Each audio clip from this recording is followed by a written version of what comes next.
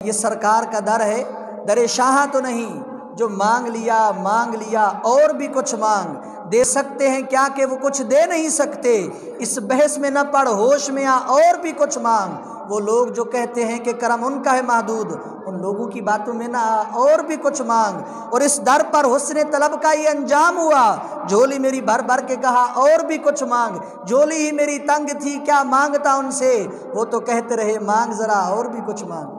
یہ شہزادے حضرت امام حسین جن کو اللہ نے اتنا مقام دیا، جب کربلا کا واقعہ پیش آیا، امام علی مقام رضی اللہ تعالیٰ عنہ دیکھتے ہیں کہ اب ضرورت پڑ رہی ہے دین کو، تو آپ گھر سے اٹھے مکے گئے، مکے سے پھر کربلا کی طرف سفر فرمایا۔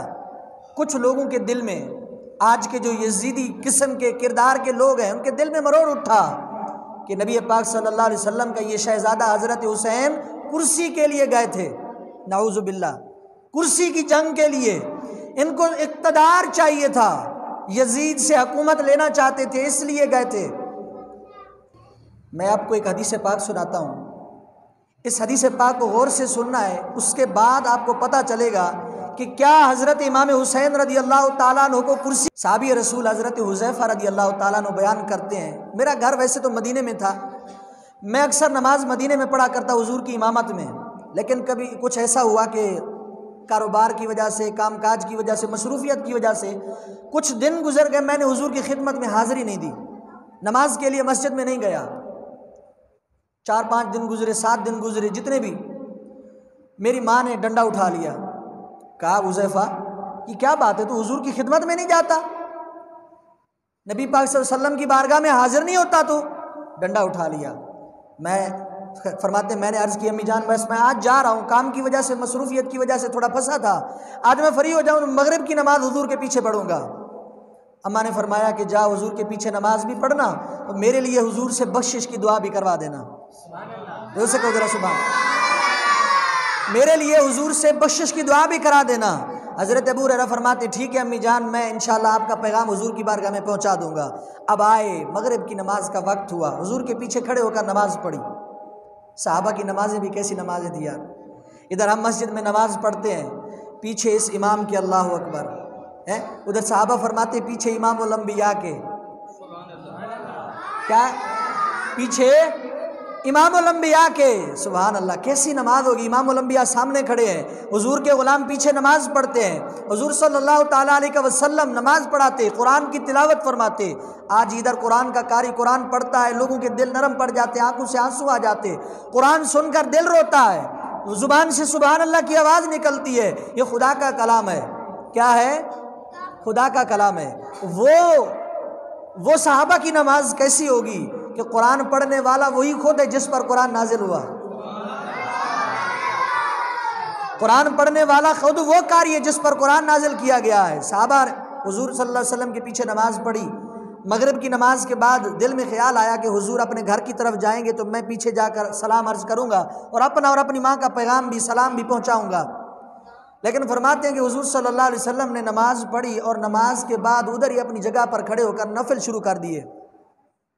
اوابین کے 6 نوافل ہوتے ہیں، لیکن حضور صلی اللہ علیہ وسلم نے آج 20 نفل پڑھے، مغرب کے بعد 6 نفل ہوتے ہیں اوابین کے، لیکن حضور نے 20 نفل پڑھے۔ فرماتے میں بیٹھا رہا انتظار میں کہ حضور فارغ ہوں گے، میں اپنا سلام حضور کی بارگاہ میں عرض کروں گا، ملاقات کروں گا، اپنا حوال سناؤں گا۔ نبی پاک صلی اللہ علیہ وسلم نے نفل شروع کیے، 20 نفل پڑھے، اس کے بعد عشاء کا وقت آ گیا، اذان ہوئی، پھر نماز کا وقت ہو گیا، نبی پاک صلی اللہ علیہ وسلم مصلی پہ آئے، میں نے پیچھے نماز پڑھی، میں نے کہا چلو نماز کے بعد پھر موقع ملے گا عرض کر دوں گا۔ حضرت ابو حذیفہ فرماتے میں نے نماز پڑھی، نماز پڑھنے کے بعد جب ہم فارغ ہوئے دعا سے، حضور سید عالم صلی اللہ علیہ وسلم اٹھے اور اپنے گھر کی طرف جانے لگے، اپنے حجرے کی طرف جانے لگے، آگے رخ تھا، میں پیچھے تھا۔ حکم یہ ہے کہ جب کوئی شخص اپنے گھر کی طرف جا رہا ہو پیچھے سے آواز نہیں دینی، اگر پیچھے سے کوئی بلائے تو پھر اس کا جواب تو دینا ہے، جواب تو دینا ہے۔ حضور نے اپنے حجرے کی طرف رخ کیا ہوا ہے، حضرت حذیفہ بھی پیچھے پیچھے، نبی پاک صلی اللہ تعالیٰ علیہ وسلم نے پیچھے نہیں دیکھا، مڑ کر نہیں دیکھا، اپنے گھر کی طرف جا رہے، حضرت حذیفہ پیچھے ہیں، دل میں خیال آیا کہ آواز لگاؤں، لیکن پھر سوچا کہیں بے ادبی نہ ہو جائے، سرکار اپنے گھر کی طرف جا رہے ہیں، میں آپ کے وقت میں یا آپ کے آرام میں خلل کا باعث نہ بن جاؤں؟ آواز نہیں دی، رک گئے۔ تھوڑی دور آگے جا کر حضور بھی رک گئے۔ حضور نے پیچھے نہیں دیکھا، وہ غیبوں کا جاننے والا، زمین پر بیٹھ کر عرش کی خبریں دینے والے رسول پاک صلی اللہ علیہ وسلم نے پیچھے نہیں دیکھا، بلکہ آگے کی طرف رخ تھا، اور حضور فرما رہے تھے میرے پیچھے حذیفہ آ رہا ہے۔ حذیفہ تم ہو؟ عرض کی لبیک یا رسول اللہ، یا رسول اللہ میں ہوں۔ حضور فرماتے بڑی بات ہے، بڑے دن ہو گئے، گم ہو، نظر ہی نہیں آ رہے ہو، خیر تو ہے؟ دیدار کے لیے، حاضری کے لیے مسجد میں بھی نہیں آ رہے۔ عرض کرتے حضور بس میں تھوڑا مصروف تھا، مصروفیت کی وجہ سے نہیں آ سکا۔ میرے آقا صلی اللہ تعالیٰ علیہ وسلم فرماتے ہیں چلو خیر ہے، کوئی بات نہیں، آ تو گئے ہو نا۔ اب حضور صلی اللہ علیہ وسلم نے پوچھا نہیں کہ آئے کیوں، حضور فرماتے ہیں چلو ٹھیک ہے، کوئی مسئلہ نہیں، تم مصروف تھے، اب آ گئے ہو نا، اب جاؤ، اللہ نے تیری بھی بخشش کر دی، تیری ماں کی بھی بخشش فرما دی۔ آئے تھے دعا کرانے، میری ماں کی بخشش ہو جائے، ماں نے پیغام بھیجا تھا نا حضور سے میری بخشش کے لیے دعا کرانا۔ آئے، پیغام نہیں دیا، بولا نہیں، حضور خود دیکھتے ہیں پیچھے، حضور نے دیکھا نہیں، خود بولا کہ میرے پیچھے حذیفہ ہے، کیوں نہیں آئے؟ یا رسول اللہ یہ وجہ تھی۔ فرمایا چلو خیر ہے، جاؤ، اللہ نے تجھے بخش دیا، تیری ماں کو بھی بخش دیا۔ اللہ اللہ اللہ اکبر۔ اس کے بعد حضور صلی اللہ علیہ وسلم پوچھتے ہیں، یہ میرے نبی صلی اللہ علیہ وسلم کی نگاہ نبوت تھی۔ آپ صلی اللہ علیہ وسلم کا خود فرمان ہے، بخاری شریف کی حدیث ہے، جب آپ نماز پڑھاتے نا، صحابہ سے فرمانے لگے صحابہ رکوع صحیح طریقے سے کیا کرو، رکوع صحیح طریقے سے کیا کرو، تم یہ مت سمجھو کہ میں آگے دیکھتا ہوں، جیسے آگے دیکھتا ہوں ویسے پیچھے بھی دیکھتا ہوں، آگے ظاہری آنکھوں سے دیکھتا ہوں، پیچھے نبوت کی نگاہ سے دیکھتا ہوں۔ نبی پاک صلی اللہ علیہ وسلم نے نگاہ نبوت سے دیکھا، فرمایا جا، تیری بخشش ہو گئی، تیری ماں کی بھی بخشش ہو گئی۔ اب بتا آیا کیسے؟ حضور نے پھر پوچھا بتا آیا کیسے؟ میرے پیچھے یہاں تک آ گیا، کوئی کام ہے، کوئی حاجت ہے؟ عرض کی بن مانگے مل چکی، جو میں کہنے آیا تھا وہ ہو چکا، آپ نے خوشخبری سنا دی۔ اللہ اکبر۔ اعلیٰ حضرت فرماتے نا کہ فریاد امتی جو کرے حال زار میں، ممکن نہیں کہ خیر البشر کو خبر نہ ہو، واللہ وہ سن لیں گے، فریاد کو پہنچیں گے۔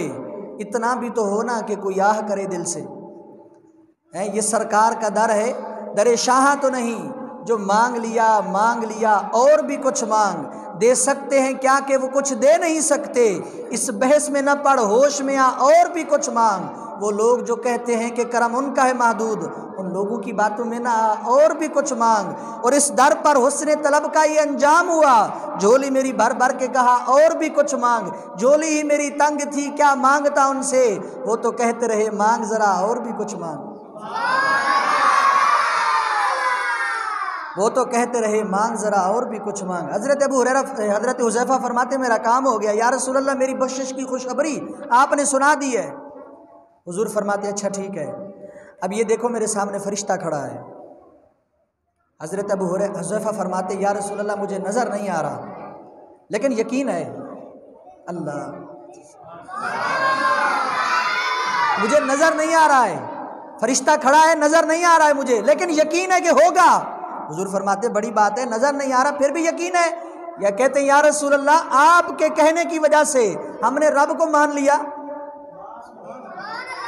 رب کو دیکھا تو نہیں نا ہم نے، آپ نے کہا خدا ایک ہے، ہم نے مان لیا، آپ کے کہنے پر ہم نے خدا مان لیا، یہ تو پھر فرشتہ ہے، ہوگا۔ نبی پاک صلی اللہ علیہ وسلم فرماتے ہیں کہ یہ فرشتہ میرے پاس پیغام لے کر آیا ہے۔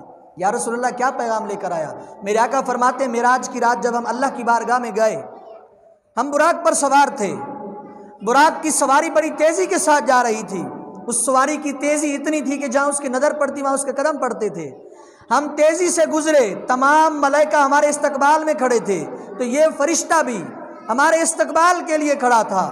جب ہمارا براق اس کے قریب سے گزرا، ہم بڑی سپیڈ میں بڑی تیزی میں سے تھے، اس کی نگاہ ہمارے چہرے پر پڑی، اس کی نگاہ میرے چہرے پر پڑی، ایک جھلک اس نے دیکھی تو اس کو ہو گیا مجھ سے پیار، اس کو مجھ سے پیار ہو گیا۔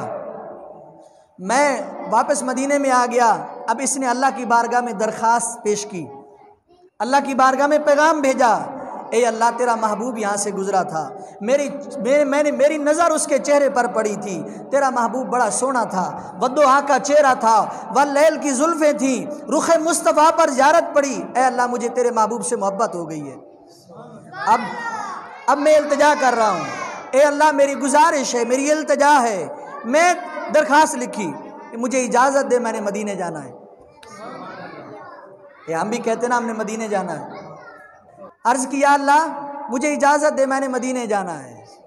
ہم بھی عاشق بھی کہتے نا یا ہم نے مدینے جانا ہے، وہ فرشتہ کہتا ہے یا اللہ مجھے اجازت دے، میں نے مدینے جانا ہے۔ کیوں جانا ہے؟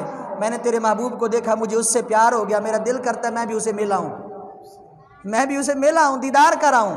اللہ نے فرمایا ٹھیک ہے جا، میرے محبوب کا دیدار کر کے آ، مدینہ دیکھ کے آ۔ جب وہ فرشتہ جانے لگا اللہ نے فرمایا رک جا، فرشتہ رک گیا۔ اللہ فرماتا ہے تو جا رہا ہے میرے محبوب کا دیدار کرنے، جا اپنا بھی کام کر اور ہمارا بھی ایک پیغام پہنچا دے۔ ویسے پیغام پہنچانے کی ڈیوٹی کس کی ہے؟ حضرت جبرائیل کی، حضرت جبرائیل پیغام پہنچاتے ہیں، لیکن آج اللہ نے اس کی ڈیوٹی لگا دی، فرمایا جا تو ویسے رہا ہے مدینے، حضور کی خدمت میں جا رہا ہے، میرا بھی پیغام لے جا۔ یا اللہ کیا پیغام ہے؟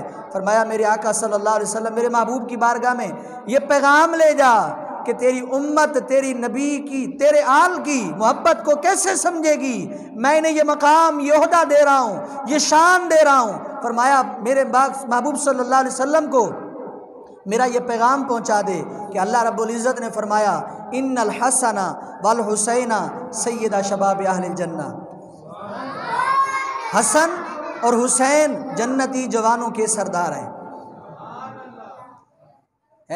حسن اور حسین جنتی جوانوں کے سردار ہیں۔ میں نے کہا یار یہ عہدہ دنیا کا جس کے لیے تم کہتے ہو کہ حسین نے کربلا میں کرسی کے لیے لڑے، اقتدار کے لیے لڑے، حکومت کے لیے گئے، سب کچھ حکومت کے لیے کیا، میں نے کہا انہیں کس چیز کی ضرورت تھی اس کرسی کی جو مصطفیٰ کے کندھوں پر بیٹھا کرتے تھے؟ زور سے بولو یار سبحان اللہ۔ انہیں دنیا کی کرسی کی کیا ضرورت جو مصطفیٰ کے کندھوں پر سوار ہوئے؟ انہیں اس دنیا کی کرسی کی کیا ضرورت جنہیں اللہ نے جنت جن کے حوالے کر دی؟ انہیں دنیا کی کرسی کی کیا ضرورت؟ یہ خاندان نبوت۔